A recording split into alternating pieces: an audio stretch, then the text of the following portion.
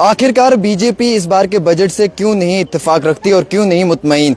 Bharatiya Janata party के senior रहनुमा और जम्मू कश्मीर की असेंबली के विधायक आर.एस. पठानिया जी, सर नेशनल कॉन्फ्रेंस कह रही है एक नई शुरुआत की है, बेसिक फाउंडेशन रखा है, धीरे धीरे शुरुआत की है, सब ठीक हो जाएगा। 7 साल के बाद पीपल्स, लोगों का रिप्रेजेंटेशन, लोगों का बजट पेश हुआ है।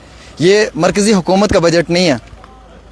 ये 7 वर्ष के बाद जो ये बजट पेश हुआ, जम्मू कश्मीर के अलग अलग तबकाजात, अलग अलग एक क्षेत्र में रहने वाले लोग, खासकर बात करें डेली वेजर, बात करें रहबरे खेल, बात करें रहबरे जंगलात, NHM, मनरेगा और बाकी भी जो कॉन्ट्रैक्ट के जो मुलाजमीन, वो सब इस बजट का बड़ा बेसब्री से इंतजार कर रहे थे। पर ये सर आखिरी बजट नहीं है। बहुत बड़ा सफेद झूठ उनके साथ बोला गया है। नेशनल कॉन्फ्रेंस कह रही है आखिरी बजट नहीं, मैंने यही सवाल किया। मैं आपको बताना चाहूंगा कि अगर आपने घोषणा पत्र एक दिया है, हाँ। उस घोषणा पत्र में कुछ आपने गारंटी दी, आपने चुनाव जीता है, तो आपके पहले बजट में कह रहे हैं ये फर्स्ट बजट है, शुरुआत है, आपके पहले एक अच्छी कलेक्टिव गवर्नमेंट की एक नई पहचान है। मुझे बताइए क्या पहचान है? मैं आपसे हमने मैं आपसे पूछना चाहूंगा कि क्या इस बजट ने दिया है? मुझे तो समझ नहीं है, मैं तो पूरा ऊपर से नीचे तक पढ़ा। आप इस बजट से इत्तेफाक नहीं रखते? एब्सोल्युटली। इस बजट में है क्या जो जम्मू कश्मीर के लोगों को इससे इत्तेफाक? 200 यूनिट बिजली सिर्फ AAY को, जो सिर्फ 1% भी नहीं है। यही सवाल मैंने उनसे किया था। वो कह रहे हैं कि हम 25 लाख वाली गाड़ी वाले को और डबल ट्रिपल स्टोरी वाले घर को नहीं दे सकते 200 यूनिट, हम देंगे सिर्फ AAY को, जो मुस्तहिक है, जो डिजर्विंग फैमिली। नहीं दे, आप कम से कम आप प्रायोरिटी हाउस होल्ड्स को दे देते। वो कह रहे हैं अगर इतना ही भारतीय जनता पार्टी में दम है तो बाकी रियासतों में क्यों नहीं आज तक उन्होंने हिंदुस्तान में 200 यूनिट फ्री दिया? LG साहब दे देते ना 200 यूनिट फ्री में। जनता पार्टी के कटाक्ष देने की बात नहीं है। भारतीय जनता पार्टी ने कभी भी मुफ्त बिजली का कमिटमेंट जम्मू कश्मीर के लोगों के साथ वो कह रहे हैं LG साहब दे देते 200 यूनिट। भारतीय जनता पार्टी ने कभी कमिटमेंट आकर 200 यूनिट इन्होंने अपने इलेक्शन के मैनिफेस्टो में इन्होंने डिक्लेयर किया था और इस इलेक्शन मैनिफेस्टो में देने के बावजूद बहुत बड़ा सफेद झूठ बोला है। और इस AAY की भी ये डायरेक्शंस रिवाइज करेंगे, उसे रेनोवेट करेंगे। इसके अलावा मैं बता दूं आपको, जहां तक फीमेल्स के ट्रेवल की बात करी, मुझे बताइए SRTC की बसें हैं कहां? फिर कह रहे हैं ई-बसेस में देंगे, मुफ्त ट्रेवल करवाएंगे। इन्होंने अपने सारे चुनावी वायदे, 12 सिलेंडर की कोई बात नहीं की, 1 लाख नौकरी की बात नहीं की इन्होंने।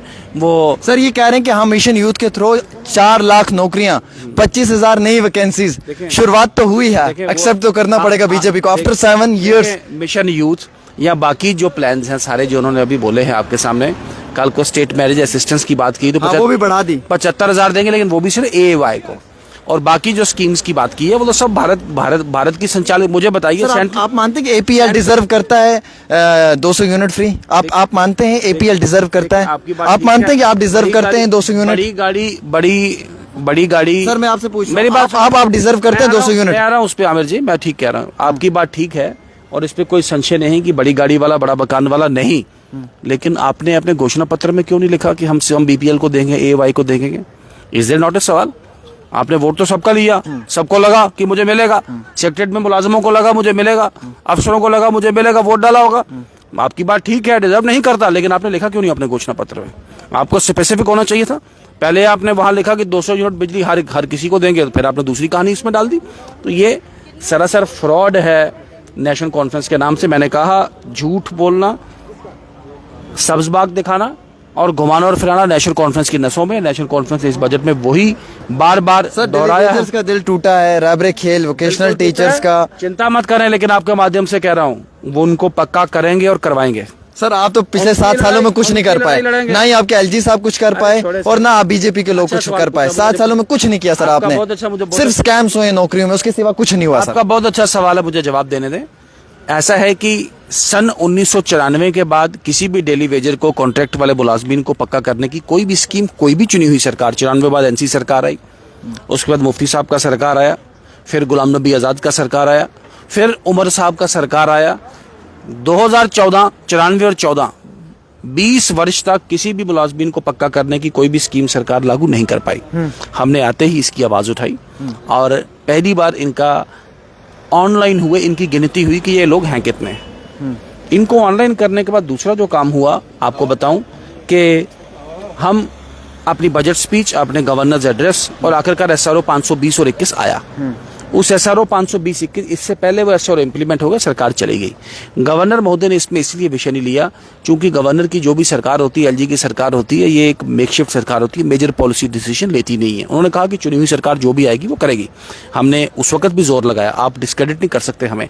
We are the only political party, जब गवर्नर राज था, जब किसी पार्टी की सरकार नहीं थी, हमारे लोगों ने, हमारे लीडरशिप ने परस्पर सरकार के साथ, दिल्ली के साथ भी प्रेशर बनाया और आखिरकार इन सबका एक रोड पिछले 7 सालों में क्या किया सर? आपकी हुकूमत ने क्या किया? आपके LG साहब ने पिछले 7 सालों में क्या किया? आपको मैंने 94 के बाद का आपको एक्सप्लेन किया। मैं कह रहा हूँ पिछले 7 सालों के क्या डेवलपमेंटल प्रोजेक्ट्स हैं इस बजट के मुकाबले में? हम अगर इस बजट को सामने रखें, ये तो 1 साल का बजट है, हम बात कर रहे हैं कि 7 साल में बीजेपी की क्या अचीवमेंट्स हैं, क्या माइलस्टोन्स हैं? टेल मी वन थिंग, मुझे एक बात बड़ी साफ और स्पष्ट कहें आप कि ये जो सारा का सारा ये जो आप जम्मू कश्मीर में आज आप देख रहे हैं, आज 70% डिक्रीज है, मिलिटेंसी पे गई नहीं लेकिन 70% का डिक्रीज है। आज कहाँ से मिलिटेंसी गई है सर? आज भी कश्मीर में एनकाउंटर्स हो रहे हैं। ये तो बीजेपी वाले झूठ बोल रहे हैं सर, ये तो शरेआम आप लोग झूठ बोल रहे हैं। आप भी झूठ ना बोले अपने चैनल पे, आंकड़ों पे बात करें। मैं नहीं कह रहा जम्मू कश्मीर ठीक हो गया, मैं कह रहा हूँ 70% डिक्रीज आया है, ये मैं कह रहा हूँ।